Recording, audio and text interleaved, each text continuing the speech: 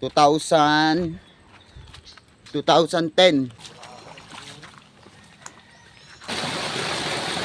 Kotse sa lintana. Takot talaga ako niyan, guys. Oh my God. Problema sa cellphone niya, baka mahulog.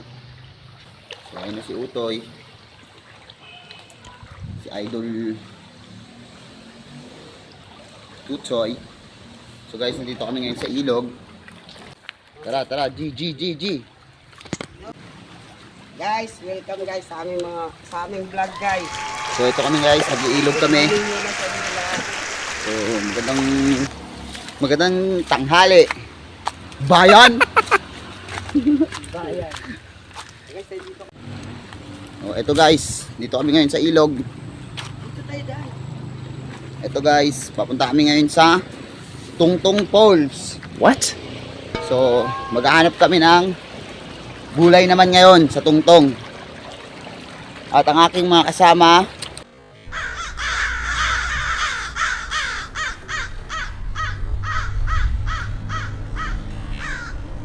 may tikling pa.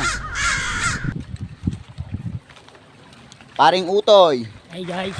Kaway ka naman yung pre. So, ganito na siya guys. Dati guys, itong ilog na to napakalawak. Napakalaking sakop ng ilog na to. So, ewan ko ba, sa tagal ng panahon, ganito na siya. Kumikli na yung ano ng ilog. Kumipot na. So, dati hanggang dito yan siya guys. Abot yan siya dito. Oh no. 2010. So, napakaganda niya pa talaga dati guys. Kami na namamana, guys. Ang aming ginagawa po dati dito nung kami ay mga bata pa, namamana kami ng hipon, isda. So lahat na makuha namin dati dito, kinukuha na namin. Ang kasama ko noon, nung mga panahon na yon, si Paring Utoy, tsaka si Paring Olan. Shoutout nga pala Paring Olan, nasa Pangasinan na. Yan ang aking mga legendaring kasama dito. Nag-iilog kami. Yun guys, so, ang linaw ng ilog.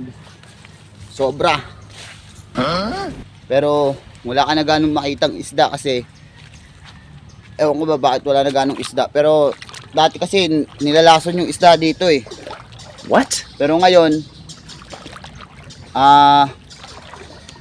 pinagbabawal na po ni Kap na maglason ng mga isda dito sa ilog namin dahil yung ilog namin namamatay. Nawawalan ng mga isda. Nasisimot po. Dati, sagana to dito sa isda, hipon. Ngayon may makikita ka pa lang pero pailan-ilan na lang. Hindi na talaga tulad nung dati. So yan ang pinagbabawal ngayon dito ni Kap sa ilog namin. Yung maglason. O ayan guys. Bali malayo pa tayo sa ating location.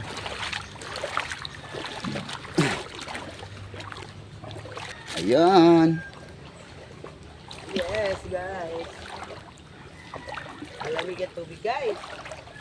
Ano siya, maligamgam siya. Dulo tayo, guys. Pagkahilig sobra. Maligamgam siya, may malamig na medyo mainit. Ha?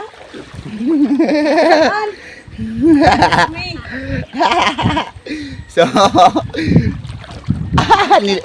tinakot siya sa lintana, Idol Utoy. Takot talaga ako niyan, guys. May lintaraw. Yan talagang ayaw ko. Dito tayo daan. Sa tubig na tayo. Sa tubig pa tayo. Sa tubig tayo dadaan kasi yun ang pinakamabilis na daanan sa tubig. So ganito dati guys, eto guys, itong site na to dati, napakalalim na ito dati. Halos gabewang mo. Yung tustusin. Pero tingnan mo naman yung tsura na ngayon, napakababaw na.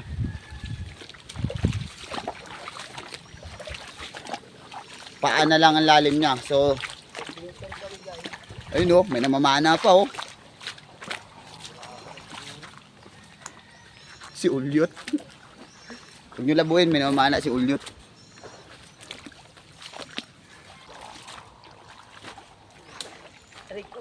Huwag nyo labuhin, may namamana.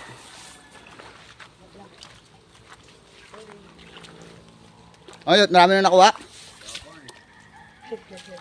Bakit wala pa nakuha? May pamanti, walang nakuha. Yan ba yung pamanti mo dati?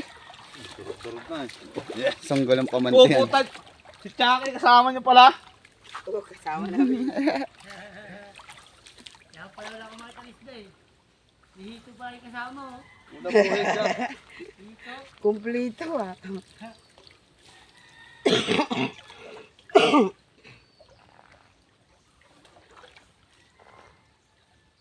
Ay, yung hito pala kasama eh. Galing yung hito nyo na yan. Saging niya, mukha ng ano? Saging. Sira-sira na lambat mo. Tagal na din eh, no? Partida ko nun sa kanila. Di mo madyo kasama? Yan pala eh. Kahit walang huli. Oo, dami. Dami pala. Sa ano na. Mga huli. Tilapia. Walang iba. Dami oh.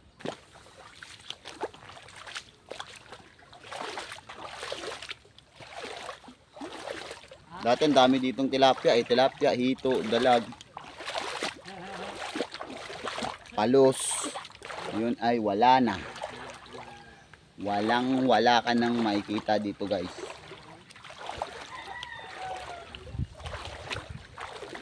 So ito na.